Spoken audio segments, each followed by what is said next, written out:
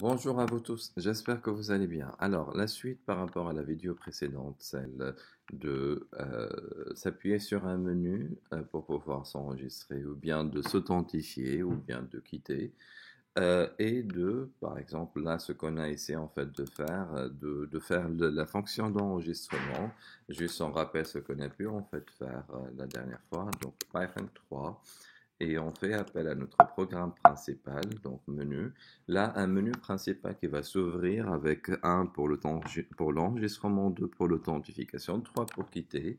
Donc, on va voir qu'est-ce qu'on a fait la dernière fois. Donc, avec un l'enregistrement, on va insérer un nombre d'étudiants bien déterminé à insérer. Je vais prendre 2, puis d'insérer par exemple le nom, et puis il me dit Yousfi, donnez votre prénom. D'ailleurs, là, on aimerait bien modifier légèrement en fait notre programme pour qu'il soit Monsieur Yousfi, donnez votre prénom. Donc là, on verra après. Donc là, après, je lui donne en fait le prénom, je lui donne en fait le genre. Et puis de même donc, pour les mails, donc Sohaib par exemple at gmail.com. Une fois on a donné en fait le mot de passe, il passe au deuxième par exemple utilisateur pour pouvoir disons, les enregistrer dans des listes et pouvoir par la suite les interroger. Donc là, ce qu'on a essayé en fait de faire, c'est juste d'enregistrer en fait les informations des différents utilisateurs. Mais comme vous le savez, en fait, là, à chaque exécution, les listes ne vont pas garder en fait l'historique des différentes exécutions précédentes. Du coup, on n'est pas dans un cadre d'une base de données.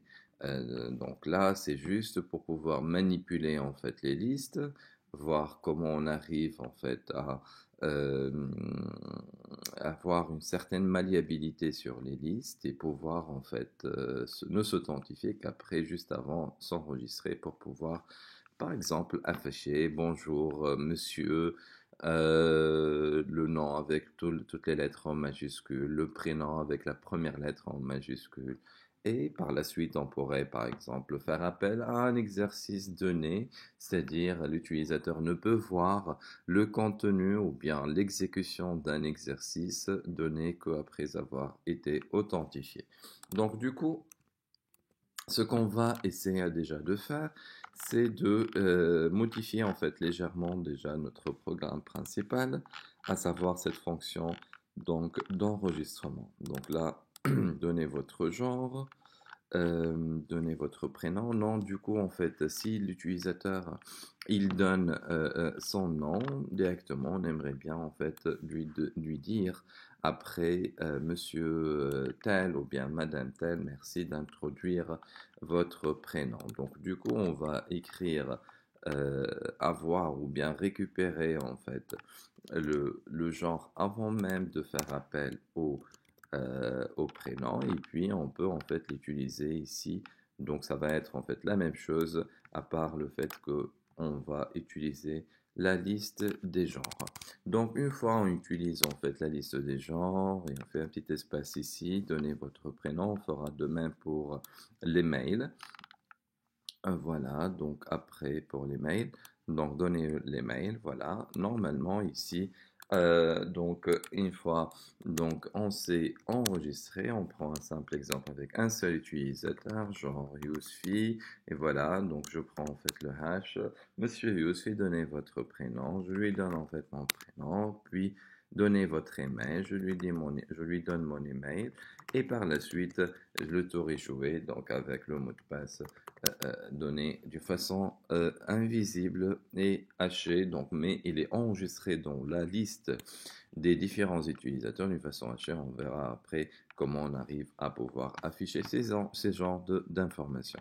Donc là, on va se focaliser sur la fonction authentification. Donc juste là, on a une fonction de checkmate. Là, nous avons les listes qui sont initialisées à l'intérieur de la fonction enregistrement. Là, nous avons les différents utilisateurs à insérer. Du coup, là, après, on verra. Donc, si on va s'authentifier, du coup, on aimerait bien en fait avoir un seul utilisateur. Du coup, on verra comment on arrivera en fait à changer cette donne. Et après, donc on teste le genre, on teste les mails et normalement le tour est joué. Donc après, en fait, comme on aura besoin en fait des informations de différentes listes pour l'authentification, du coup on va utiliser return et on va faire appel aux différentes listes, la liste des genres, la liste des noms, la liste des genres, la liste des prénoms et la liste des emails et la liste des passwords. Voilà. Toutes ces informations devraient être envoyées, plutôt être retournées en fait à la fonction enregistrée pour qu'elles soient en fait utilisées après au niveau de la fonction authentication ou authentification et de même en fait ici on doit les caser dans la fonction.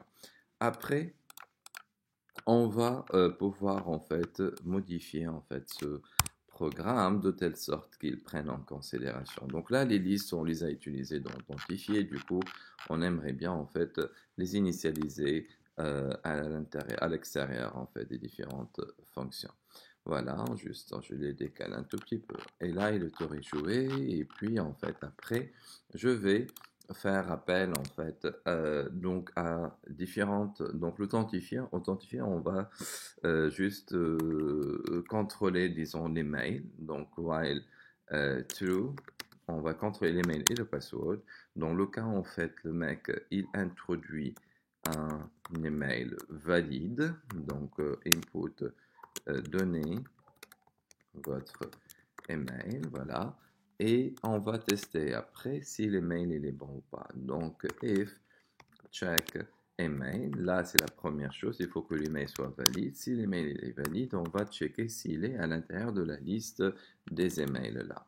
Donc, if email in email, c'est-à-dire en fait il a été bien enregistré. Dans ce cas de figure, ce que je fais, en fait, juste, je dois en fait récupérer à la limite en fait l'index en fait de cet email-là, donc pour pouvoir l'utiliser après. Donc index, liste des emails, voilà, liste des emails. Donc voilà, liste des emails pour index et là de cet éventuel en fait email. Donc là, une fois on a récupéré en fait cet email là, l'ordre de cet email là, on peut sortir pour pouvoir en fait vérifier par la suite avec cette même personne euh, quel est son nom, quel est son password, quel est son genre, prénom et ainsi de suite. Ok? Donc après, si else, donc dans le cas où l'email en fait n'est pas présent dans les emails, du coup on va lui dire en fait il faut passer par l'enregistrement. Par exemple là, tout simplement on va lui dire merci de passer au menu enregistrement.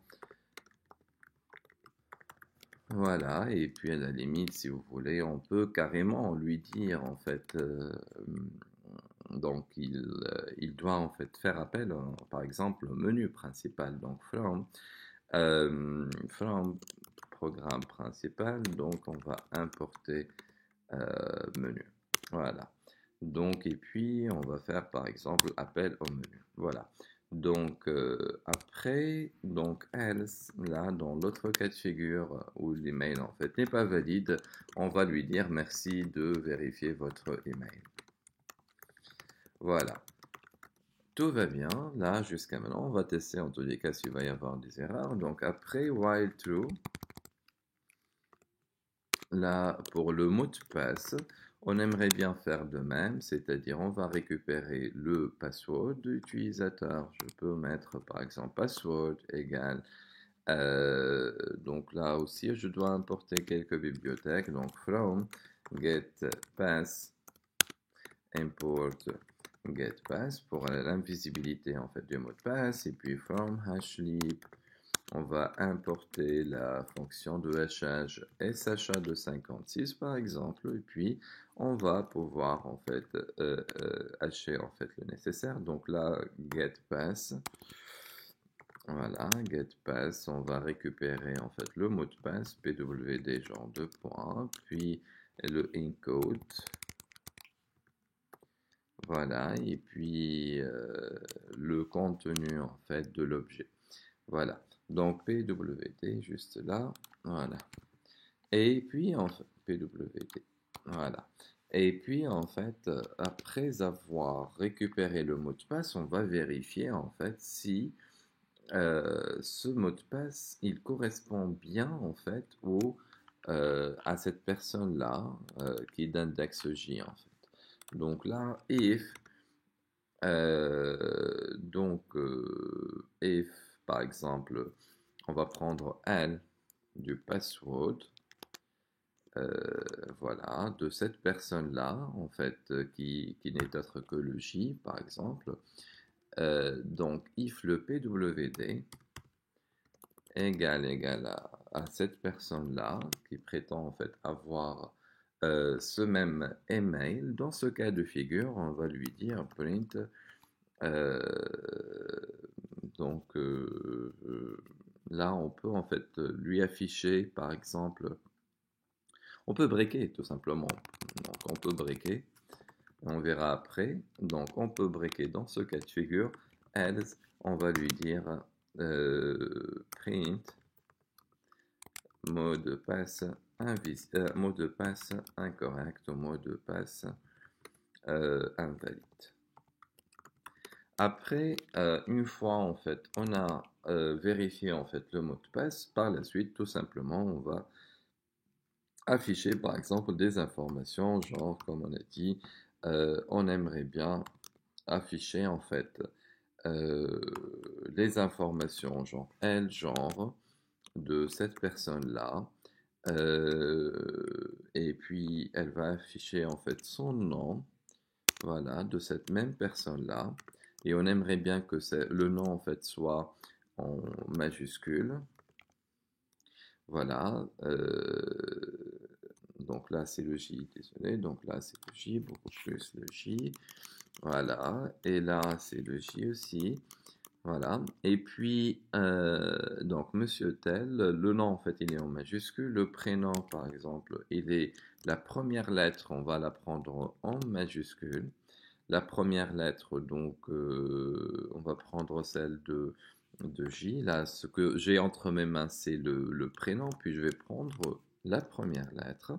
Cette première lettre, j'aimerais bien qu'elle soit plutôt en majuscule, Apple. Et par la suite, je concatène, je ne fais pas d'espacement, je concatène directement avec la même chose, en fait, la même chose ici, par exemple là, et on va tester donc 1, 2 points, et là je vais mettre en fait là, par exemple, même si l'utilisateur va m'introduire en fait une valeur, le prénom en fait en majuscule. Là, j'aimerais bien que le reste de son prénom soit en minuscule. Voilà, on va tester, je pense là, je vais tester, je vais en fait vérifier qu'est-ce que ça donne par rapport en fait à ce menu-là. Donc là, on va passer directement à l'authentification vu qu'on n'a pas en fait touché pour le moment la fonction d'enregistrement par qu'elle retourne en fait des valeurs. On va voir l'authentification, qu'est-ce qu'on a pu en fait avoir donné votre email. Donc là, si je donne en fait un email qui n'est pas valide, il ne va pas en fait pouvoir le continuer avec moi. Si je donne en fait un email valide, ok, mais logiquement la liste elle est vide au tout début et là il va pas en fait me dire en fait qu'il faut passer au menu d'enregistrement. Merci de passer au menu d'enregistrement. Là, je vais prendre en fait le 1 et puis je vais insérer en fait des étudiants. Donc là, le premier en fait, ça va être UseFi avec un genre hash et puis je lui donne en fait mon prénom et puis je lui donne mon email. Voilà, et puis je lui donne en fait mon mot de passe. Voilà, et puis je donne le deuxième, donc Sversi, et puis F, et puis Lilia, et puis les mails, ça va être donc lilia@gmail.com. Après, en fait, je lui donne en fait un mot de passe, voilà, et Madame Lilia, Madame Sfersi, donnez votre email, donnez votre password. Je lui ai donné en fait mon password. Là, je vais en fait m'authentifier. Dans ce cas de figure, je donne en fait, je fais par exemple là, je vais prendre en fait cet email-là. D'accord, je vais prendre en fait cet email-là et puis je vais en fait le coller, paste, et je vais voir en fait avec le mot de passe qu'est-ce que ça va donner. Là, voilà, Madame Sfersililia, c'est bon. Donc, qu'est-ce que j'ai fait là? Ah, Madame Sfersililia, j'ai pas dit en fait bonjour Madame Sfersililia, mais bon, ça, c'est le. Donc là, bonjour Madame Sfersililia. Voilà, normalement c'est ici en fait bonjour Madame Sfersililia, et après. Là, comme en fait, j'ai plusieurs possibilités en fait là de donner votre email parce que je suis dans un cadre en fait de prendre plusieurs personnes. Donc logiquement là, ça devrait être pour une seule personne. On verra après. Donc là, Suhaib, et puis je lui donne en fait le mot de passe. Voilà, il me dit aussi bonjour, je suis Sohaib avec le majuscule au niveau du nom et puis le prénom en fait avec un S. C'est-à-dire là en fait il considère que je dois en fait mettre tous mes utilisateurs pour pouvoir en fait les vérifier est-ce qu'ils sont en fait bien enregistrés dans la base ou pas. Donc ça va dépendre en fait de ce qui est en fait dans la liste. Ok, donc là, en fait, c'est un exemple de comment on arrive en fait à pouvoir s'enregistrer. Donc il y a une autre possibilité là pour améliorer peut-être l'idée. Donc là, je peux en fait, là, si on s'enregistre normalement, si on n'a pas en fait une base de données, c'est insensé en fait de pouvoir en fait enregistrer plusieurs personnes. Ou je peux en fait enregistrer plusieurs personnes, mais lors de l'authentification, c'est une seule personne qui va devoir en fait euh, s'authentifier. D'accord? Donc là, je peux à la limite récupérer en fait cette information-là. Euh, Là, je peux mettre en fait le N ici, là, voilà, et puis je ferai de même au niveau en fait de là. C'est-à-dire, une fois en fait l'utilisateur va donc une fois en fait l'utilisateur donc il va choisir en fait le euh, donc voilà, une fois l'utilisateur en fait il va choisir enregistrer. Normalement ici on va voir en fait combien de personnes on aimerait bien en fait faire appel pour l'enregistrement. Voilà. Donc, tac, tac. Donc là, c'est voilà, c'est parfait. Donc après, en fait, on peut en fait, à la limite, lors de l'authentification, oui, je peux en fait de même en fait faire appel au lieu en fait de faire appel à au menu principal, je fais appel en fait à l'enregistrement. Donc enregistrement de 1 à la limite en fait si on veut que la personne en fait euh, donc la personne en fait qui s'enregistre en fait elle arrive à pouvoir s'authentifier. Donc on va tester. Donc là, le 2 aussi, on va prendre donc juste là un cas de test. Donc là, il va me dire en fait, merci de passer au menu d'enregistrement et puis donner le nom numéro un. Donc là, je donne en fait donc comment dire en fait, les informations personnelles. Monsieur Sohaib Yousfi, alors, donnez votre prénom. Ah, j'ai mis en fait l'email, bon, ça dérange pas trop. Donc, donnez votre prénom, donc Suhaib, et puis, ouais, je fais la gaffe en fait de saisir en fait mon email au lieu de mon nom. Et puis, Azerty, par exemple, un mot de passe. Et puis, c'est l'authentification. Du coup, je passe en fait à l'authentification at gmail.com. Et puis, je lui donne Azerty comme mot de passe. Et là, Bonjour monsieur Tatata Sohaib. Donc là, il a pris en fait donc mon mot de passe juste en fait pour qu'elle soit beaucoup plus claire. Donc j'ai introduit en fait une information faussée. Donc deux, je vais donner mon email. Du coup en fait on va prendre, allez on va prendre Lilia. Donnez votre email. Donc lilia@gmail.com. Voilà. Et puis je vais, merci de vérifier votre email. Alors, lilia@gmail.com. Merci de vérifier votre email. Hein. Il n'y a pas de majuscule en fait, parce que là, l'expression régulière que nous avons utilisée, juste, elle prend comme exemple en fait juste les lettres en fait minuscules, comme vous le voyez ici en fait, c'est des lettres en fait minuscules, c'est pour cela qu'elle n'a pas accepté. Voilà. Donc là, après, merci de passer au menu enregistrement. Là, j'ai donné en fait un email valide, mais logiquement, il n'existe pas vu que la liste était vide au tout début. Donc là, je vais mettre en fait le nom, puis F, et puis Madame Sfer, c'est donner votre prénom, Lilia, et puis Madame Sfer, c'est donner votre email. Donc, on va mettre lilia@gmail.com. Et puis, votre mot de passe, je vais prendre en fait Lilia. Et puis là, donnez votre email. Là, c'est bon. Donc là, je me suis enregistré. Maintenant, en fait, on va continuer avec l'authentification, en fait. Vous voyez, en fait, cette transition, normalement, ne devrait pas être faite. C'est-à-dire, normalement, les informations devraient être enregistrées dans une base de données. Mais nous, en fait, on utilise juste pour avoir la maniabilité sur les listes. Du coup, en fait, on va réintroduire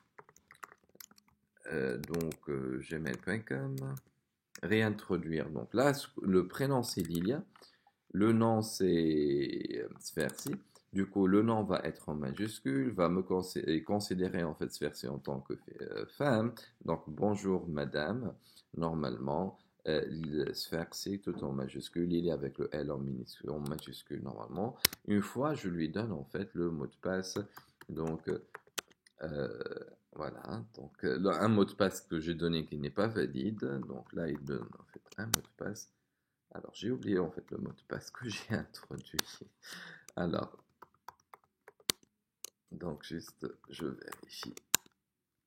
Oups. Là, ça va pas me lâcher en fait. Donc là, je veux bien en fait faire l'exécution convenablement. J'ai oublié en fait le mot de passe que j'ai ici. Donc juste, je répète. Donc lilia@gmail.com. Et puis, je vais passer à donner en fait les différentes informations de la personne. Donc Lilia, et puis donc je vais prendre lilia@gmail.com et puis le mot de passe ça va être 1, 2, 3, 4, 5, 6, voilà. Et puis je vais redonner en fait l'email gmail.com et là quand je lui donne en fait un mot de passe invalide, il va pas l'accepter. Quand je lui donne en fait un mot de passe valide, voilà, il l'accepte, il me dit bonjour madame Sversi Lilia. Voilà, donc après en fait on peut faire appel une fois on s'authentifie du coup euh, une fois on s'authentifie on peut par la suite faire appel à un exercice bien déterminé. Donc là, le but principal de cet exercice, c'est juste de manipuler les mots de passe invisibles, les mots de passe cachés, de pouvoir travailler sur une information qu'on aimerait bien en fait l'utiliser. Et c'est ça en fait le but. Mais vous pouvez en fait, si vous voulez en fait comment ça se passe véritablement, donc vous pouvez vous appuyer sur la vidéo qu'on a faite avec ce même genre, cette même méthode en fait d'enregistrement et d'authentification en s'appuyant sur les bases de données. Voilà, merci pour votre attention et à la prochaine vidéo.